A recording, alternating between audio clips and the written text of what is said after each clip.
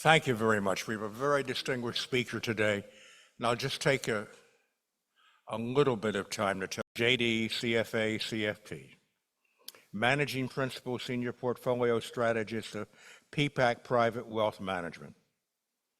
He founded Point View Wealth in 1993 and became a very distinguished wealth advising firm in the area, and it was taken over by PPAC. His Point View outfit was named one of the country's top wealth managers by Bloomberg Wealth Manager 2016, ranked among the top 100 and 14 and 15, was a 2015 five-star wealth manager. He's a chartered financial analyst, planner, and if you should look at Fox News or Fox Business, I should say, or Bloomberg, you're probably going to see him. Yesterday, I think he spoke twice on television about the market, about possibilities in the market. And he started out Phi Beta Kappa from Dartmouth College, trained in law, and then went to White and Case in Washington, but gradually became involved in investment activities, which is his current calling. He is the most amazing volunteer. He served as president of Summit Board of Education, president of the Dartmouth Club of Suburban New Jersey. In addition to that, worked on about 5 or 6 different committees. Oh, if you have a son who wants to go to Dartmouth or a daughter, he's the one to talk to. And he's also recruiting football players for Dartmouth. President and Paul Harris Fellow of the Rotary Club of Summit, President Summit Tennis Club, President of the Downtown Club of Summit, Trustee, Planning, Budget Chair for Overlook, has headed the Investment Committee and the Summit Area YMCA, and he's now co-chair of the Suburban Chamber of Commerce. Without further ado, let's hear for David Dietze. Good morning. So delighted to be back here. I think this is at least my 4th appearance back in front of the old guard. I am a member. I am a proud member. I don't come as much as I should. Anyway, special thanks to Peter Bolton, Joel Yudkovitz, and Paul Tukey for graciously assisting with the arrangements.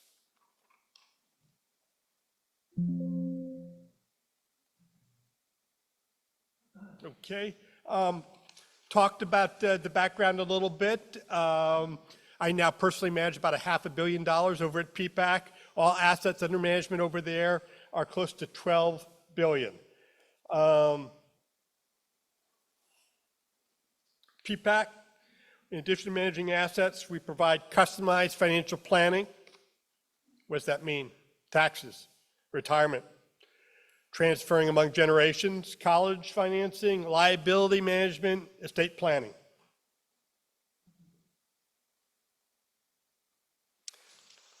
So let's kick off by taking a look at the current state of the market. So, personally, I'm a long-term investor, so 1 year doesn't really do it for me. So let's look out just a decade. I think there's a 90% chance that you'd be better off with stocks over the next 10 years than bonds. Well, why? I think the math is compelling. Right now, we've got a market at about 20 times earnings. So if you flip that around and get the earnings yield, that's 5% on the overall stock market. But look, earnings have historically gone up, partly due to inflation, of course, 6 to 8% each year. So that by year 10, you could have earnings yield of 8, 9, maybe even 10% on your original investment. So contrast that with the Treasury, where right now it's about 4.6%. No annual increase. So I do think that the stocks will rise to reflect the greater income that you'll be receiving at that point on your initial investment. Also, big advantage tax-wise if you're in stocks rather than taxable bonds like Treasuries. Of course, there's no guarantee that it's going to work out that way. So, of course, you always want some allocation to safer assets like cash and bonds that's going to dampen volatility, help you stay the course. So now you could stay on the sidelines for now and wait for your opportunities. And I don't recommend that since the market timing is so difficult. Anyway, it's pretty customary to do a near-term outlook for the market. So, what are we looking at here? We're looking at inflation, which is going to help determine interest rates, which is going to be partly shaped by the Fed's decisions. Government spending is going to be very important. Economy and job creation will help determine consumer spending, which is going to determine corporate earnings. In the election year of a first-term president, additional spending and market-friendly policies can goose the economy and the markets. So, most important thing to look at, of course, is the inflation stats, directly influence interest rates, and the Fed, who's in charge of interest rate policy. The chart on the lower left shows that due to the extreme stimulus cash put into consumer hands in the wake of the pandemic and supply chain and labor constraints due to COVID-19, inflation soared. It got up to around 9% year over year, and that's intolerable under anyone's playbook. This triggered massive rate hikes by the Fed, quantitative tightening, all with a view to making credit less available, which are going to make homes, capital expenditures, autos, anything bought on credit less affordable in an effort to reduce demand and thus prices. Those efforts, plus the reduction in supply chain constraints, have actually brought inflation down dramatically to close to 3% year over year. The problem is the Fed's target is 2%, and so the Fed does not feel that job is done. Recent readings on inflation have shown that momentum in terms of reducing inflation has been lost. We just heard this morning, employment cost index 1.2% for the first quarter. You multiply that times 4, that gets you up close to 5%. That's not good. So in theory, the interest rate hikes and the quantitative tightening, which is basically taking cash out of the system by the Fed selling bonds from its balance sheet, should in fact cool that economy and inflation. But the Fed doesn't have complete control over the situation. For example, heavy deficit spending by the government is stimulative of the economy and prices. A stock market that goes on a tear is stimulative. As for many of us, our spending is dictated by how comfortable we are with our stock portfolios. Geopolitical events may push up commodity prices and thus inflation. Although in theory, if you pay more in gas, you're going to have to cut back somewhere else if you're going to balance your budget. Bottom line, watch inflation carefully for those trying to make shorter-term market predictions. So then we got to interest rates, and they're critical to the direction of the market. Higher rates are a deterrent. So in the real economy, it makes everything more expensive bought on credit. Meanwhile, among investors, they're comparing every day what they can get on bonds, what they can get on stocks, and as interest rates go up on bonds, they're going to be less enthusiastic about stocks. Bottom line, if you can forecast interest rates, you've got a big leg up on forecasting that stock market. The problem is divining the path of interest rates is no easier than predicting the stock market. At the start of the year, universally on Wall Street, they thought rates were coming down. Now, most believe rates are going up, just 4 months in. As you can see, while we think rates are relatively high now, if you look at that long sweep of history, they're not particularly high. So it's not just higher interest rates that are a problem for this economy. It's that we also have an inverted yield curve. Normally, the longer you lend your money out, the more you're going to receive in terms of your interest. And that intuitively makes sense because the more you lock up your money longer term, the more risk you're taking because more things can happen during that period. So you're going to demand more compensation. However, now the yield curve is inverted. And that means that people are getting more interest for lending out short term than they are longer term. And why does that come about? Well, one reason is if lenders believe interest rates in the future will drop from current levels, perhaps due to recession or lighter inflation, or policy cuts by the Federal Reserve. The recession risk is not good for stocks or companies' earnings that support stocks. So it's a harbinger of potentially bad times ahead, this inverted yield curve. So far, the economy and stocks have ignored this classic cautionary signal, but the yield curve is still inverted out there. The other thing to consider is if the yield curve uninverts, will it be because short-term rates come down or long-term rates go up? The former, of course, is better than the latter for your stock portfolio. Economy, critical to the stock market. A full employment situation gives consumers the resources to spend, and that consumer is 70% of the economy. You know, last year, almost all economists and Wall Streeters said, we're facing a recession. After all, you had a inverted yield curve. You had a manufacturing contracting, and the index of leading economic indicators on the upper right of the slide has been in negative territory for many months. Mortgage rates went up, and so the affordability of housing slipped to the lowest level since 1982. But no recession came, and of course now it's almost universally held that we have skirted a recession, despite Fed rate hikes. The economy, of course, notoriously difficult to forecast, and maybe that's why many famous investors like Warren Buffett, Peter Lynch of the Magellan Fund, and Howard Marks of Oak Tree Capital urge you to ignore the economy when investing because the forecasts are so unreliable. So now all eyes are on the Federal Reserve and when they might cut rates. An ancillary policy tool they have is their balance sheet. When they buy bonds using their balance sheet, they're effectively creating money out of thin air, and they're injecting money into the economy, which stimulates the economy and markets.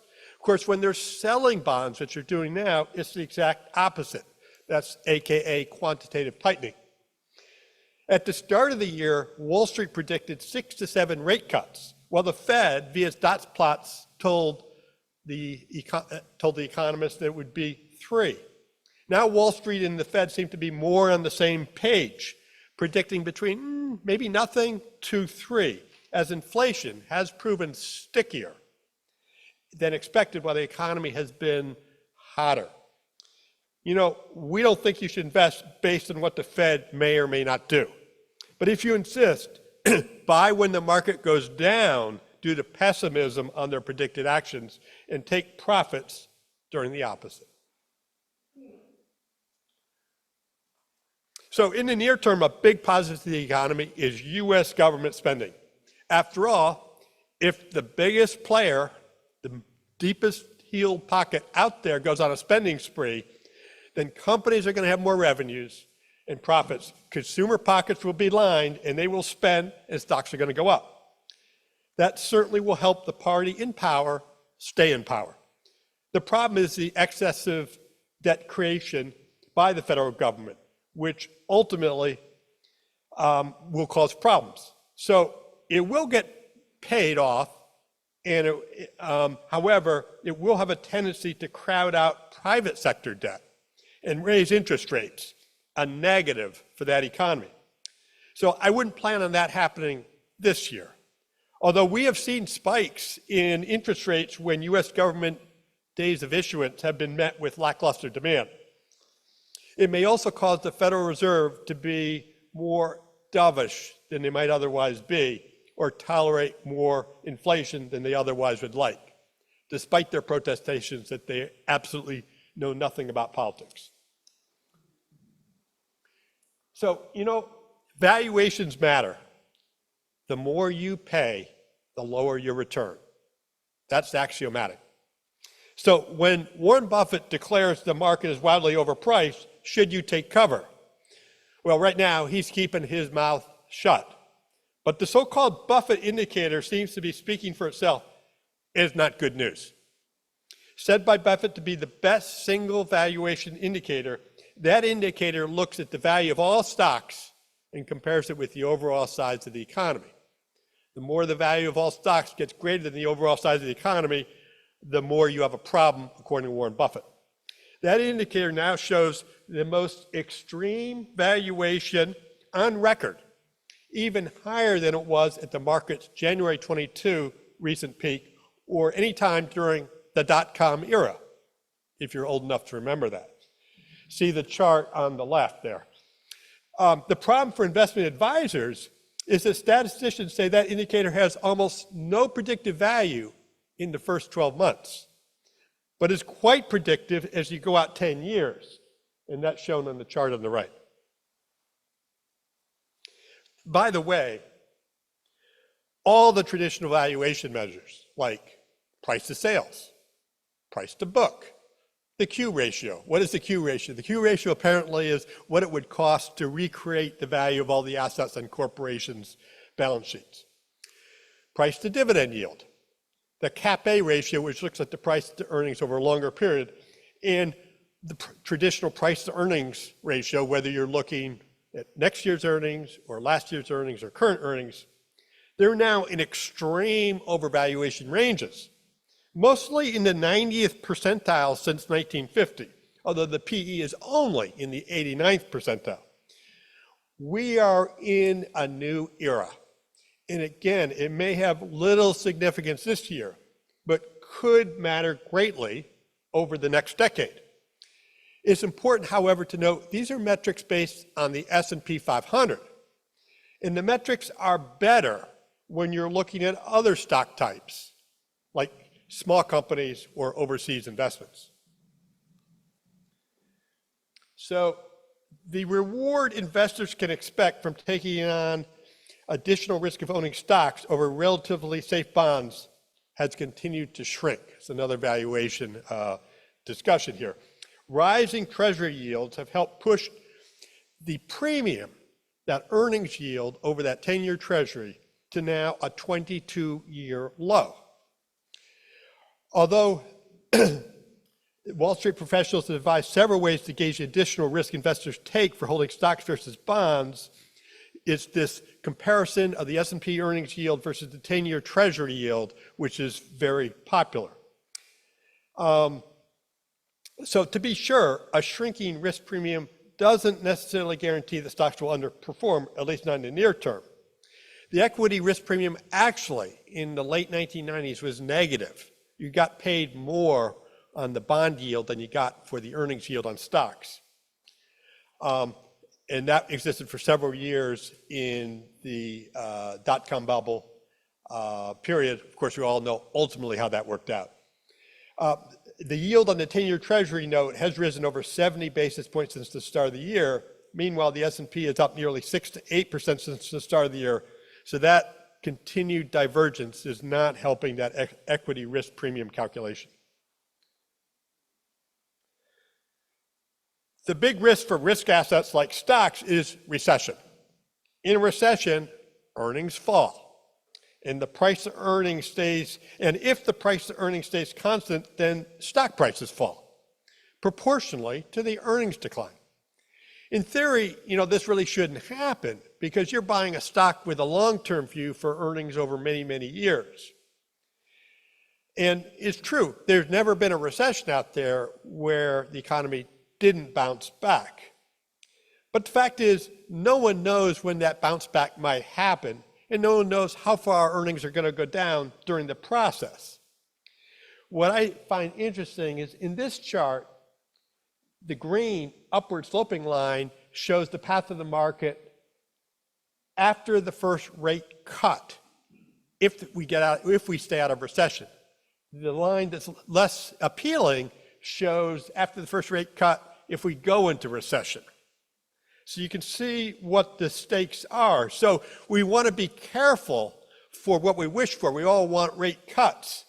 But to the extent that indicates the economy is on a precipice of a downturn, that's not so good. So, in retrospect, there's good rate cuts and bad rate cuts. The problem is you don't know at the time what that rate cut is signaling.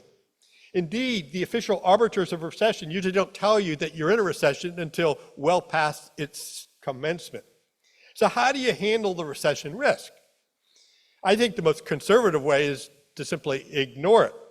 It's impossible to predict or know the severity of it, nor do you know how stocks will react. And you, of course, always have to believe the current stock prices reflect unknown information. So you won't be able to trade your way out and then trade back in profitably.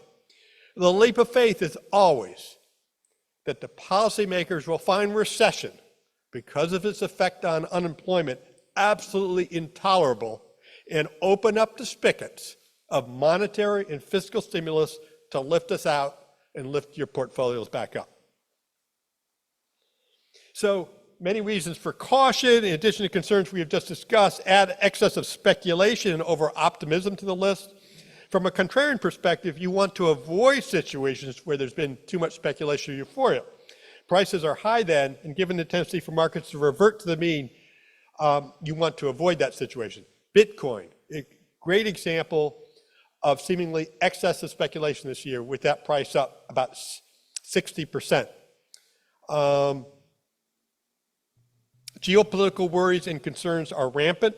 Historically, however, geopolitical concerns have proven to be good buying opportunities.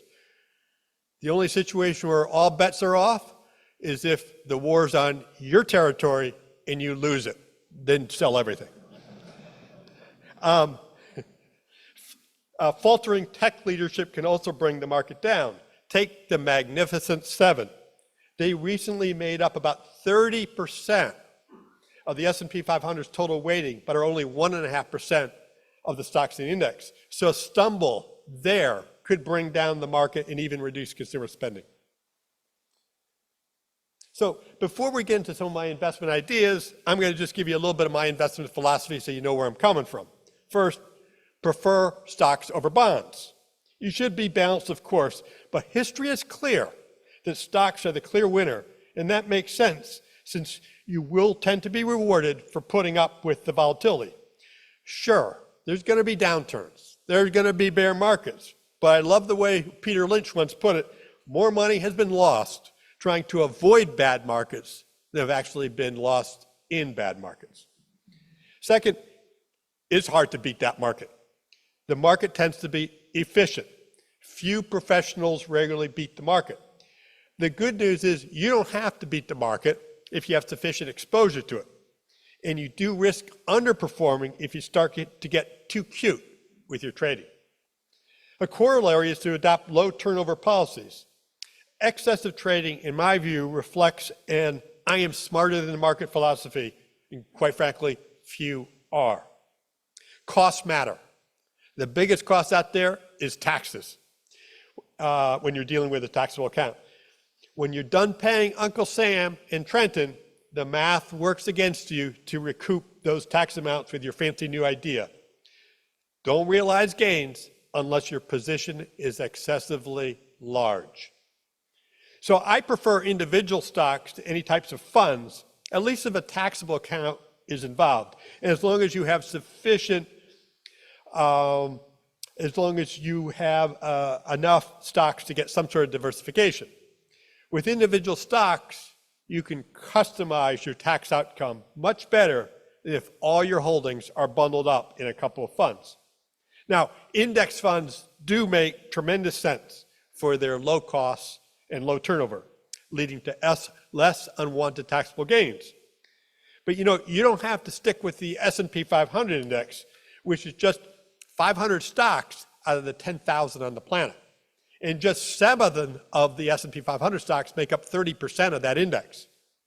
So you want to check out other indexes to access better values and achieve better diversification. Personally, I shun private investments. Private means low liquidity, long commitment periods, higher fees, less transparency, less ability to customize tax outcomes. I also tend to shun owning real estate directly. Tough to get that diversification, too much work, high trading costs. This slide just shows you the tremendous advantage you have by starting investment early. I'm sure you all started investing early. Bottom line, though, don't let cash balances just sit there. This slide merely emphasizes that the average investor badly underperforms the markets. This comes from trying to time the market, chase momentum, poor diversification. That's why there's a market for people like me. So get invested, sit tight, ride out the cycles. Let's get to the investment tips.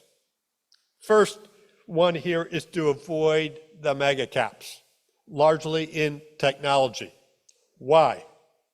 They are overpriced relative to the overall market. Per the chart, the top 10 stocks trade at an average of 28 times earnings, which is nearly 40% in excess of their normal valuation. But the rest of the stocks have a value of nearly 40% less and are trading just 14% above their historical valuations. Mathematically, to repeat myself, the less you pay, the better return you can expect. The other charts show that we haven't seen in nearly 3 decades the top 10 stocks be such a large proportion of the S&P 500. But you can see that the earnings contribution of those stocks is well off its recent high, underscoring their overvaluation. So if the mega caps look too expensive, then you might expect that smaller companies would be attractive as a relative bargain. And you'd be right. On the right set of charts, you see that smaller stocks are cheaper than their larger brethren. You can also see that value stocks, which means stocks cheaper when measured by various metrics, that includes by earnings, cash flow, dividends, revenues, and book value, per dollar of cost are also trading at or only slightly above their longer-term averages. So they offer better value to investors. On the left of the chart shows the return of the various asset classes over various periods of time, and we see that smaller and more value-oriented stocks have lagged considerably. That's a tool that can help you spy value, but then you have to force yourself to invest in laggards, which makes most people uncomfortable. Speaking of value, this slide indicates the huge imbalance in favor of value stocks that currently exist. The chart on the left shows for the last, say, about 8 years, value has been cheaper than growth. Now, mind you, value is always cheaper than growth, with the justification that you pay more for a company who's better positioned to grow that business than one that is less likely to do so. But since 2016, value has been even cheaper than that usual disparity. Indeed, right now, it's cheaper than it's ever been, going back to the dot-com bubble nearly 25 years ago. It's not just that value is cheap, but also growth is expensive, perhaps most recently due to the AI craze. Dividend yield on value stocks is at 2.3%, while the yield on growth stocks is less than 1%, technically 80 basis points. The chart on the right indicates that during periods of when the 10-year Treasury yield is at 4% or more, value outpaces growth. Next tip, shift a bit of your investments offshore. Valuations are much cheaper. Now, like value stocks, offshore is always cheaper, but the disparity has grown unusually wide now, and it's been that way for years. So, for example, the S&P 500 yields just 1.4%, but Europe, the UK, Australia, Canada all yield more than 3%.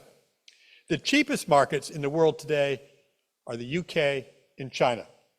In those markets, you can get more than twice the earnings per dollar of your investment than you would in the United States. This slide shows how the baton shifts over time between overseas and domestic markets, with purple shading indicating periods of overseas outperformance, and the gray indicating domestic outperformance. The current cycle of domestic outperformance goes back now about 14 years. So arguably, we're getting closer to the time when the baton may shift. How do you take advantage? The easy way is to buy a domestic index fund and an overseas index fund and play with the mix, depending on your point of view.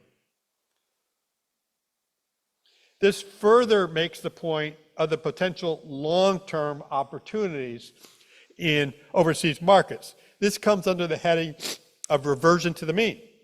It's one of the most powerful tendencies in finance, that any outperformance is ultimately smothered by new money chasing it, eventually smothering any investment opportunity. And this also happens in the real economy. So if you want to make a lot of money, figure out how to do something with AI. Everyone's chasing that direction because that's where the money is. Look at the chart on the upper right, which now shows that the US market, this line up here, is now nearly 2/3 of the market cap of the world. That kind of dominance has never been seen before. Japan at one point in the 80s had a greater market cap, that's the blue line, had a greater market cap than the US, but today it's just 6% of the world's market cap. This slide shows how every year, it's like a leaderboard of the various asset classes for each year for the last 15 years, with the two columns on the left showing the averages over the 15 years. What's the point here? The point here is that a different asset class is at the top of the leaderboard every year, making it very difficult to predict which group will lead, and also forcing you to recognize that long-term investors have to accept that they won't be at the top of the leaderboard every year. So, for example, over the last 15 years, REITs have been at the top 6 times, versus just 3 times for large caps and 4 times for small caps. So how might you use this chart? Well, I'd look to rebalance into emerging markets and overseas equities, as on the left, they are near the bottom of the groups for the last 15 years, and take a lighter touch to large caps, as discussed previously, who's been at the top of the leaderboard for the last 15 years.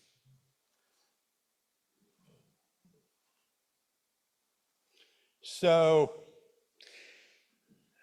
all investors should know your investment history. I like to use it to basically look for performance that looks unusually low and consider whether the overweighting the apparent laggard might be appropriate. This shows returns for various types of investment assets for up to the last 25 years. Over the last 25 years, interestingly enough, small caps in the S&P 500 have basically moved in sync, although many today believe small caps are inherently less profitable. It's also interesting when you look at real estate. They have the NCREIF Property Index in there, which attempts to track an index of direct investments in real estate. And that's actually underperformed an index of publicly traded REITs. You'd think that engaging in the extra work of investing and managing in real estate directly would garner you superior returns versus just buying REIT stocks on your iPhone. That's not what's happened in the last 25 years. Note also that REITs have significantly outperformed the S&P over the last 25 years. At this point, I'm going to give a shout out to Art Williams, who I can remember in the late 1990s said REITs looked to be a tremendous deal when everyone was talking about dot-coms. Surprisingly, perhaps too, is that the gold price, right here, has outperformed the S&P 500, including the S&P 500's dividends, over the last 25 years. Cash is the only asset class that has underperformed inflation. Keep that in mind as you hold on to large cash balances, awaiting for the current uncertainties to dissipate. The most surprising underperformance is in overseas stocks. And the question is that a permanent infirmity or a potential opportunity? I'm going to give you 3 stocks as stock tips. BHP. BHP is a London-based company, but it's available in New York Stock Exchange as an ADR.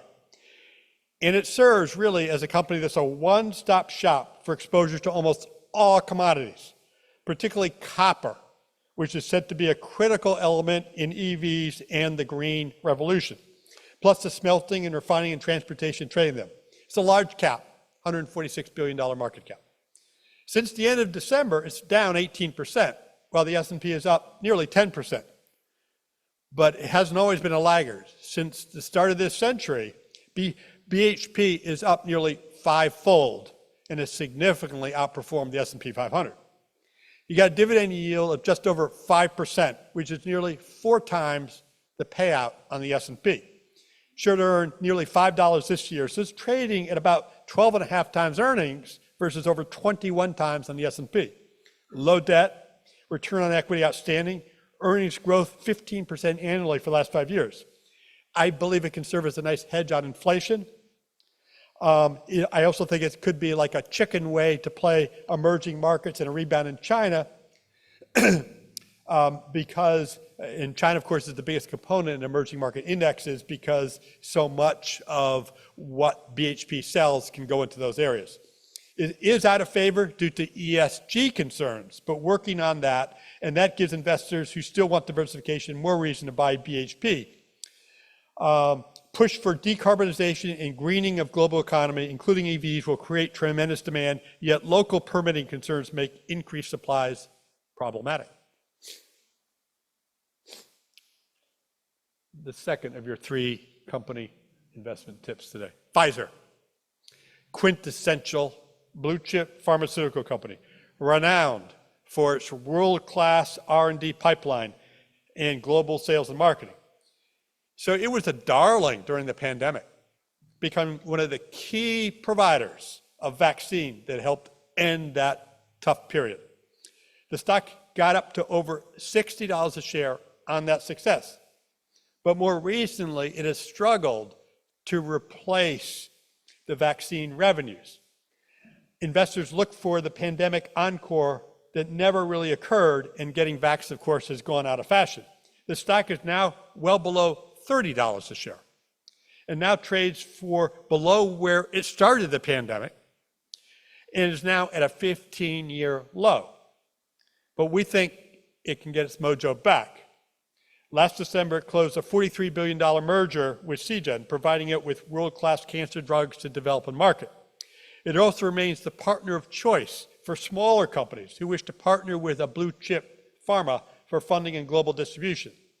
I think this stock is just way too cheap now. Compare it with Eli Lilly. Pfizer has 3.5 times the revenues of Eli Lilly, but its market cap is $150 billion less. Its price to earning is just 11 right now versus over 20 on the S&P. You've got a dividend of over 6%, more than 4 times that of the S&P. Like the management led by CEO Albert Bourras, pharma is typically out of favor during an election year. There's headline risk as to what both parties will say they should do to the big bad pill providers. But we think a lot of that's priced in, and the odds for upside surprise are greater than further disappointing performance. Here's the shocker for the last one. Yep, Boeing. Yeah, you're glad you came, aren't you? America's largest exporter. Along with Airbus, is a duopolist. That's like a monopolist with a partner. In terms of commercial plane manufacture, plus has a sizable defense business. Now, this stock was once over $400 a share. Now you're at about $170 a share. The stock is down 25% just this year versus up 10 almost on the S&P. Here's the thing, there's just no competition for Boeing. So aircraft is so complex, and there's such economies of scale for airlines to stick with the product they know and have experience, that the idea of switching presents prohibitive costs.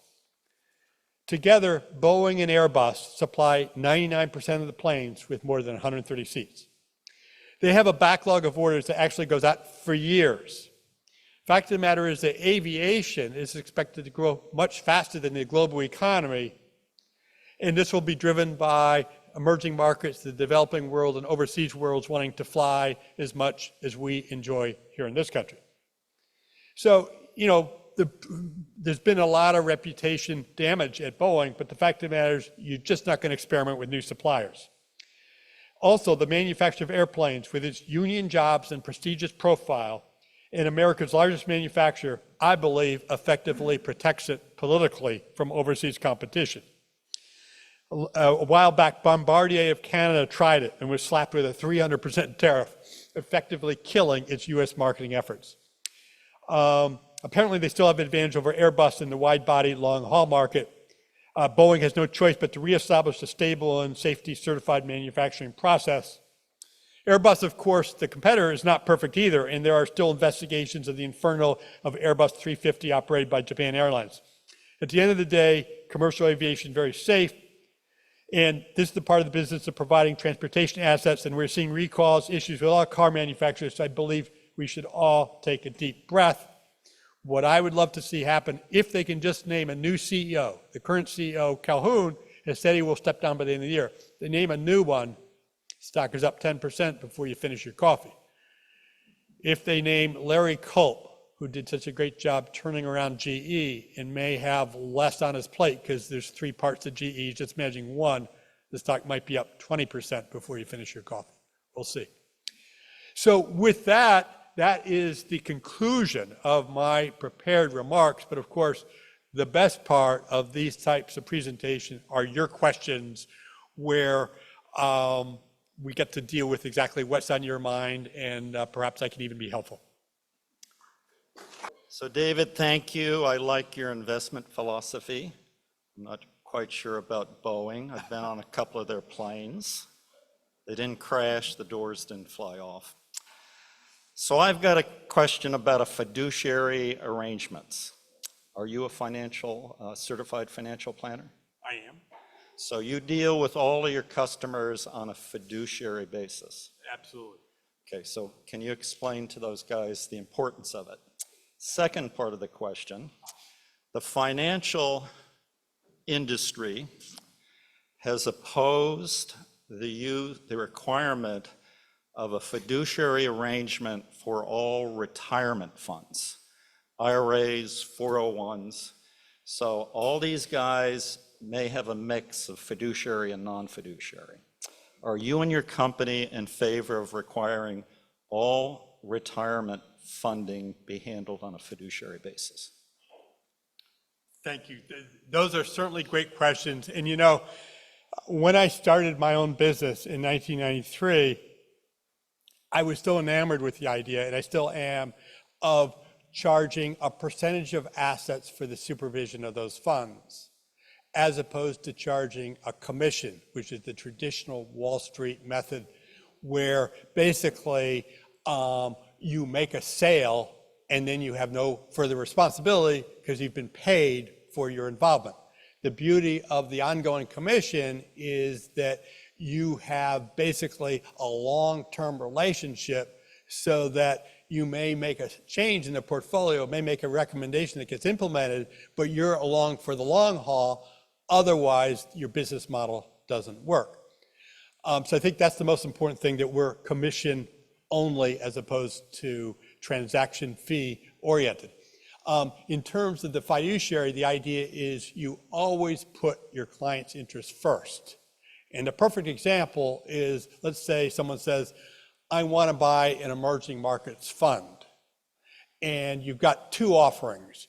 One gives you a fee which is higher than the other, but as with most financial investments, it's very hard to figure that out if you're not an expert in the business. It may come because there's a load. It may come because the internal fee is higher and they're paying you as the recommender or the advisor a portion of that fee.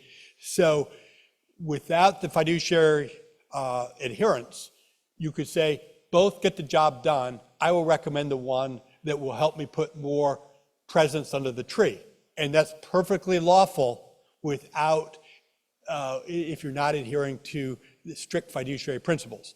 With the fiduciary principles that we adhere to, that I've always subscribed to, and which I think should apply in the retirement account area, you have to say what is best for the client. Both get the job done, what's best for the client, and what's best is the lower fee one, and that's what you recommend. Now, the beauty, of course, charging with a percentage of the assets on their account, it's easier to do that because you're not going to be taking those fees anyway, those hidden embedded fees.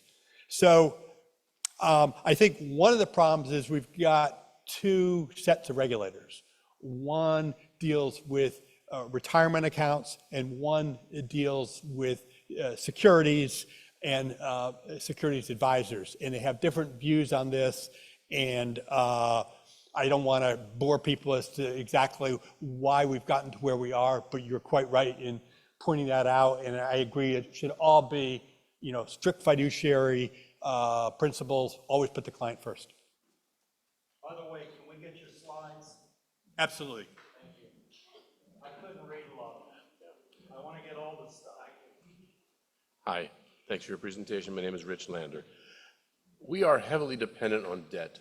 It underpins our economy, our spending, our government spending, individual spending. That was all possible because we are the global reserve currency. I believe our position as a global reserve currency is waning and therefore puts a lot of other things at risks. I'd be interested to hear your opinion on that. Yeah, it's a huge risk.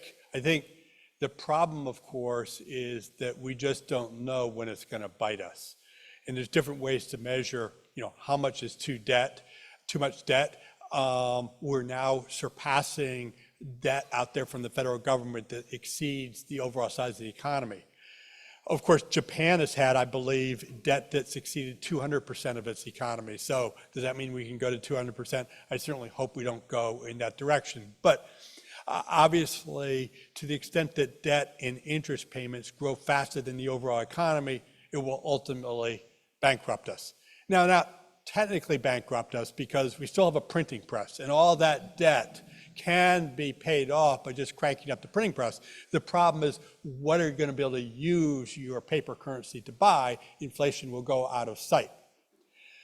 So, it's a political question, and when it's thrown, when people talk about it, they say, well, one group says, well, increase taxes to pay it, and the other group says taxes are already too high, reduce spending. So you've got that political debate that's lurking as to exactly what our remedies are. Certainly, you can't keep increasing taxes faster than the economy is growing. And of course, that points to the optimists' pushback on the concern is none of us here know how fast will that economy grow. Now, you can say, well, it's grown at, 2.5% to 3% over the last 30 years, and that's what is more likely. We're a mature economy, don't posit anything more than that. Other people might say, you haven't seen nothing yet. We've got AI now. We've got other productivity enhancing things. There's no reason why that economy can't start to grow faster.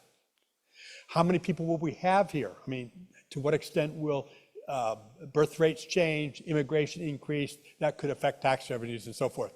So, there is a question as to whether the economy will grow to help us handle it. Thank you. My main concern is the comment that we can always print more money.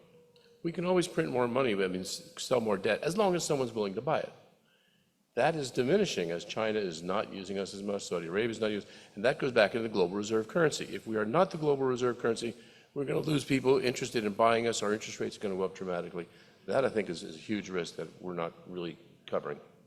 So it's a great point. The question is, if we're not the global reserve currency, what is?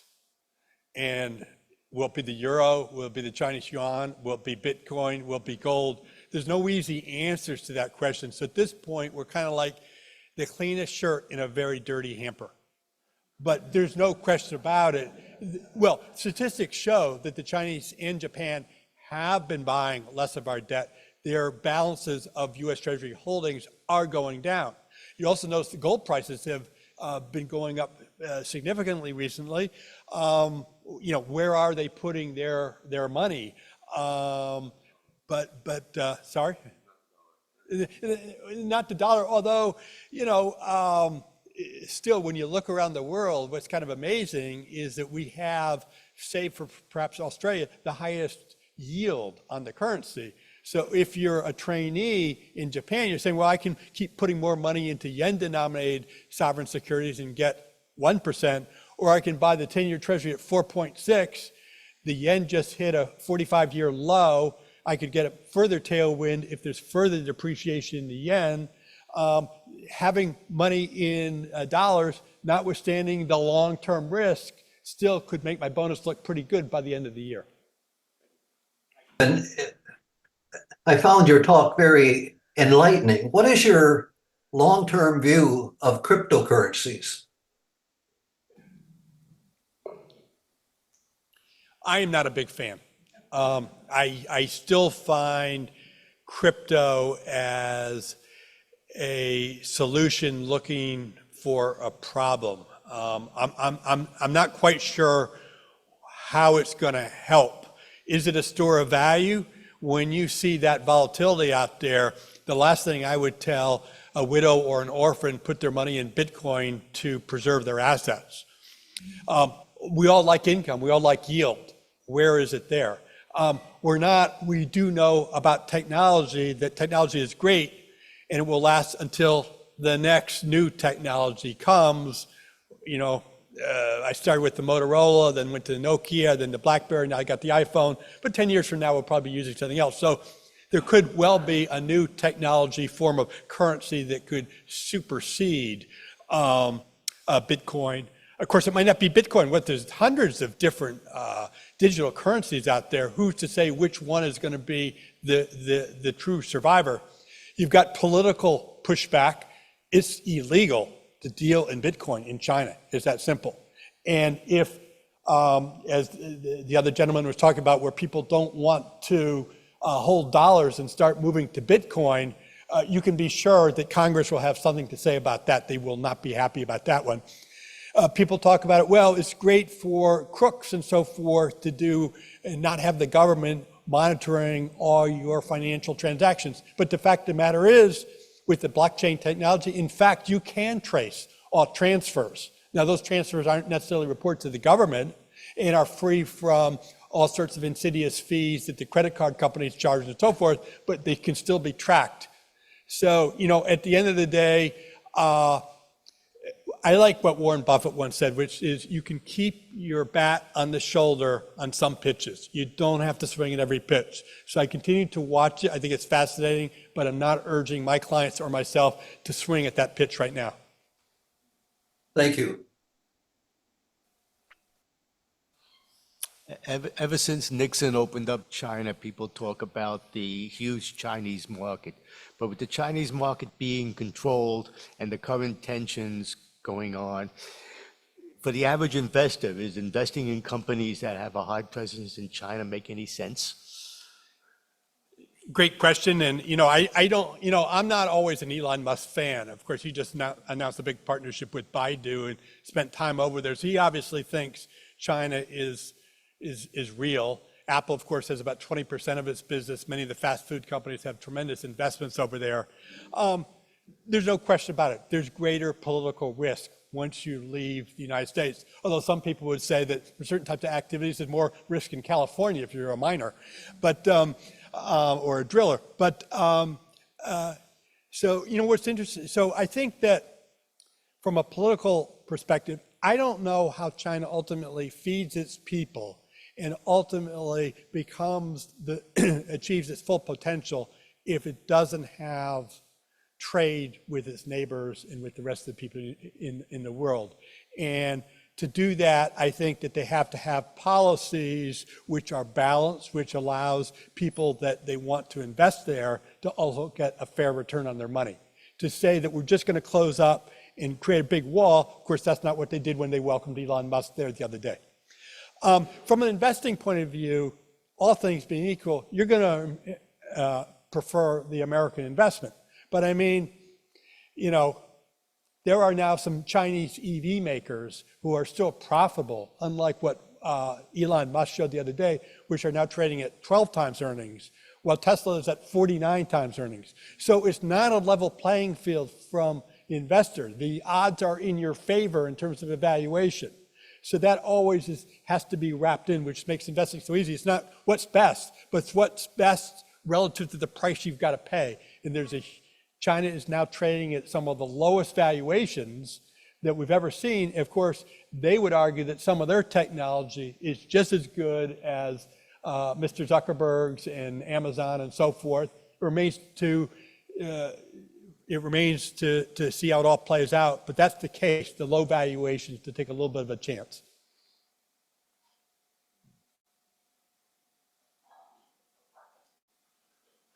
The one concern I would have that, in terms of what we were talking about, is foreign investments.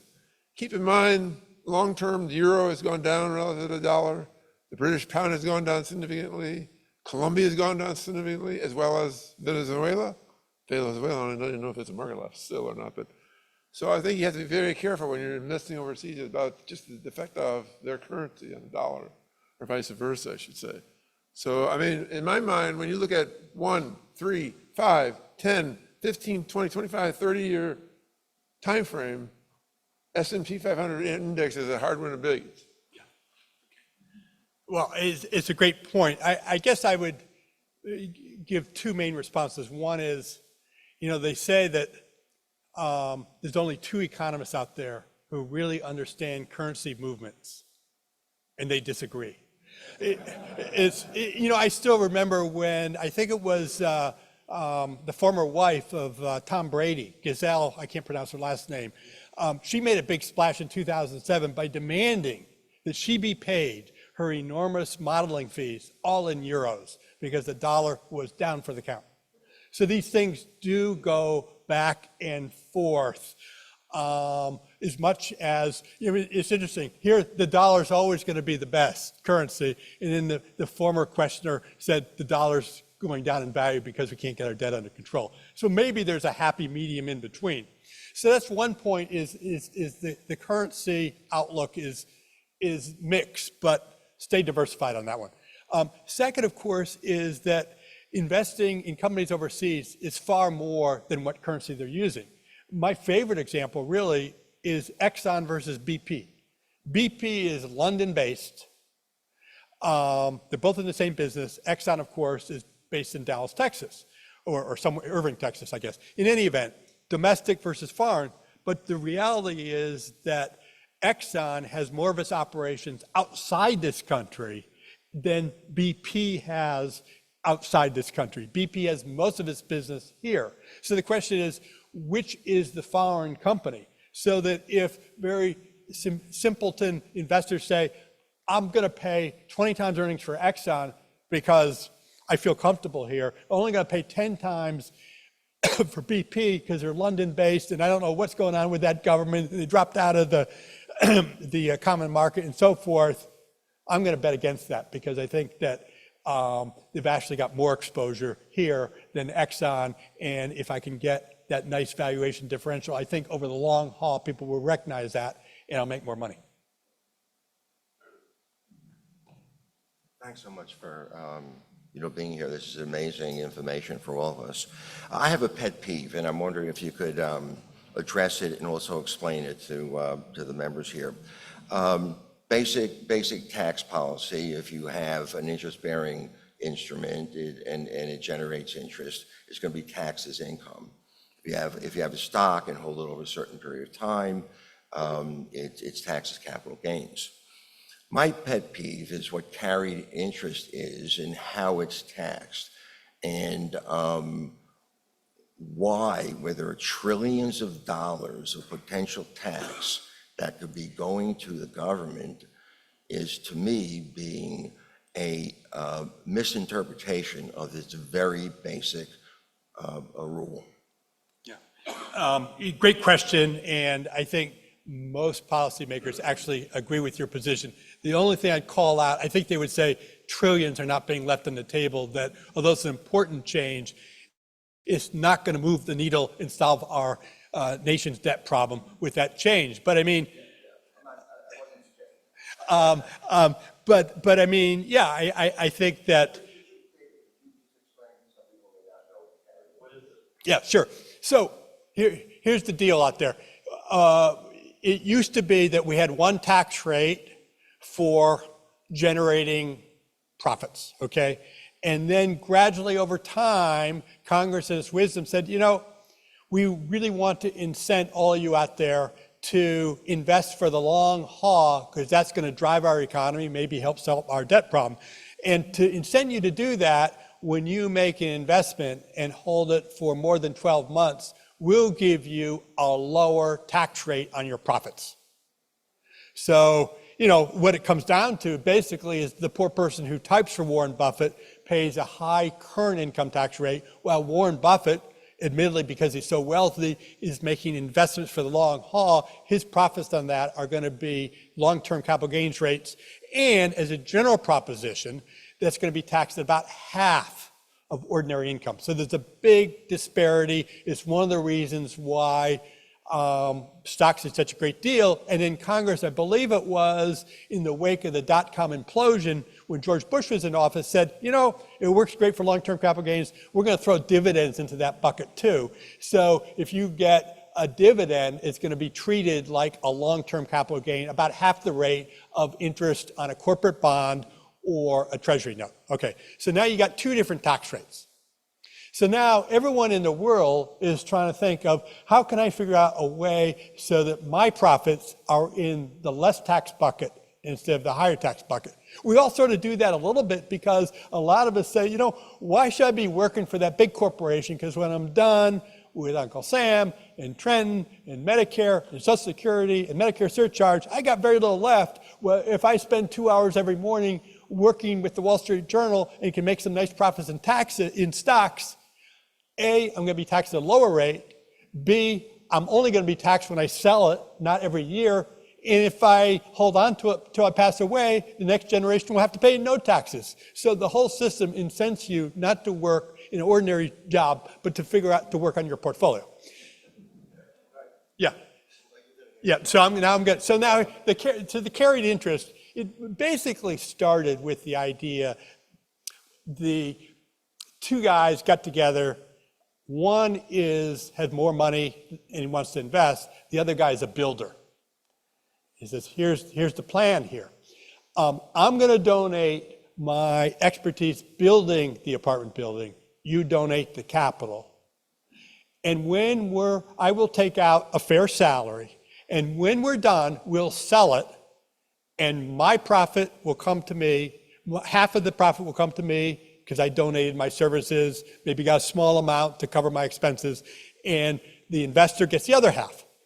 And so the idea, and the IRS looked at that and said, okay, so you made a profit, you split in half, so the builder gets long-term capital gains rates on his share of the profit, and the investor gets long-term capital gains rates on his share of the profit. So now we have, in effect, a carried interest in a very local neighborhood real estate situation. Everyone was kind of cool on that, besides it created jobs locally and built up. Now, Wall Street financiers said, well, let's take it to the next level. You put your money into my fund, and I will invest it. And I will take out a small amount to keep the lights on and to pay my staff. Everything else will be a return of profits for my risk of my time, whatever. Just like the real estate situation. You put in your money, I put in my time, we split up the profits, and we all get the same tax rate. That's the carried interest. And some people say, hold it. They're getting so much money and they're paying half the rate that the ordinary Joe in America is paying. That's just not fair. And they argue, well, you know, it's not guaranteed till I take the money out. And of course, we're dealing with venture capital and we're helping small businesses grow. It's good for America. And other people say, it's a great point, but it's too complicated to explain to everyday Americans, so we're just not going to go down that path. And besides, a lot of those private fund operators write big donations to their favorite politicians, and so the system is greased. So that's where we are. I think that you can make a great case that it should be taxed as ordinary income. You know, I got my hands full just trying to figure out where the emerging markets are going, so I don't worry about it too much, but I think it's a very interesting situation. Yeah. So if you're a hedge fund manager, typically you charge two fees. One is an incentive fee. So it could be anywhere from, and I'm making it, 10 to 20%. So if the fund that you're managing makes money, you get 20% of the profits that are made. So if it makes $1, you get 20 cents. That's working and managing it. In addition, it's kind of paying the bills, you may charge a 1% of a flat fee. So if you have $1 trillion under management, you get 1% of that. That 1% is where the issue is. Is that income, or is that, and taxes income at regular income rates, or is it capital gains? And it's exactly what you're saying, Dave. A lot of donations to politicians have resulted, along with the history, of that being a capital gain. So that's the issue. Thank you very much. Okay. David, thank you and welcome back. I was intrigued by your notion that Boeing would be a great investment. And I understand what you had to say about Airbus and Boeing being in a duopoly. I guess the concern I would have is the emerging aircraft industry in China. Right now, their state manufacturing COPAC is pretty much just in narrow-bodied planes. However, if they do get into wide-bodied planes, that duopoly could frankly cease to exist. And given how quickly they've ramped up in terms of electronic vehicles, are you concerned? So, very valid concern. Chinese, their largest manufacturer, just made a recent appearance at the Singapore Air Show. I'm thinking here, as you mentioned this question, that a lot of the questions I'm getting here come at the problem, but from different sides. So we don't want Chinese stocks, but we actually might ride on one of their airplanes. I think I'd rather take a risk with my portfolio than getting on one of their planes. So let's be consistent here with our views on the Chinese system and Chinese stocks, as well as our views on the airplanes. So I think, the first hurdle for US policymakers is really Chinese EVs, because we want to have combat climate change by having less ICE cars on the roads and more EVs. And one of the big impediments is the EVs. There are many electric vehicles, sorry. And one of there are many impediments to getting us all in electric vehicles, but one of them is the cost. And apparently the Chinese are making them for about half the price. And so if we were to allow the tankers to come over, filled with Chinese electric vehicles, we could get more electric vehicles on the roads much more quickly. Is that going to happen? Not under any president that's running for election today. Most Americans don't want that. And of course, the unions, speaking of people who provide political support, are against that, because what would that do to Ford, GM, Toyota's operations here, and so forth? So if you're skeptical that electric vehicles can be imported from China at a discount rate, why do you even start worrying about whether airplanes are coming in here? And of course, it's not just, I do think they're going to have the edge in the Chinese market, as do electric vehicles from Chinese producers have an edge there. And that's a very, very important market. But there's still a big wide world outside of it. And I think the bet is that, if you're sitting in Frankfurt, Germany, and you're not going to buy Airbus, and you're sitting in Sao Paulo, Brazil, and you're not going to buy Airbus or want to have a diversity, you're going to go to Boeing before you're going to go to a Chinese maker. But it's a risk, no question about it. One nice thing in the investment world is that it's less of a risk financially when you're paying $170 than a few years ago when you were paying $400 a share.